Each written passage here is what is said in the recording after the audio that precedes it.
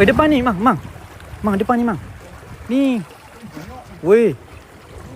Mang dia cium je, Mang. Oh, ikan lain pula kaca. Weh. Oh, tu ada pergi, Mang. Ada pergi, Mang. Nampak tak? Dia nak pergi makan roti, Mang. Mang, nak makan, Mang. Sikit lagi, Mang. Dok kena, Mang. Mari mula, Mang. Mang, balam, Mang boleh besar. Besarnya. Kasar, Mang. Woi, besar. Mang. Mang, belok juga, Mang. Standby grip. Woi, makan hok Mang punya. Layang dulu. Woi. Kasar, Mang. Sipang dulu ni.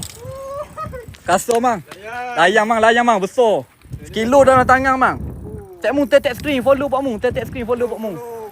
Oi, jahat, Mang. Mantap, Mang. Ya, ini makan hak ni tak apa.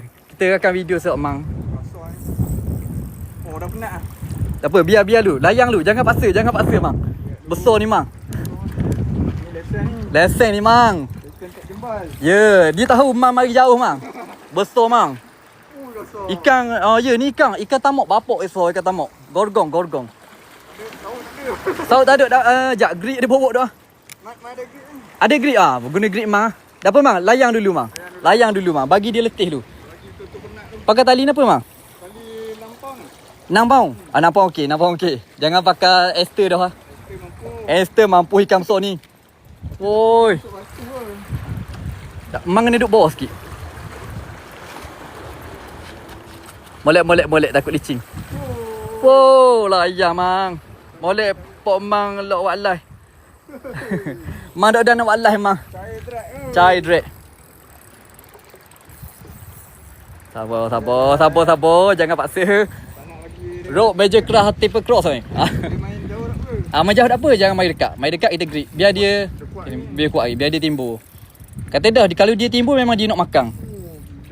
Mana Pok Mung? Patah tu jembar. Sedap layar, Mang. Dok sia-sia, Mang. Mari jauh, Mang. Woi, besar ikan jap. Nanti dia timbul Pok Mung zoom. Oh, tu nak timbul. Tu. Kejap kita tu, besar tu. Nampak tak? Woi, dah dekat batu. Woi, besar. Kejap. Ya, mana grip? Nah, grip. Oh, grip ni. Grip susah sikit. Besar. Sekejap. Nampak ikan besar kejap. Takut masuk batu.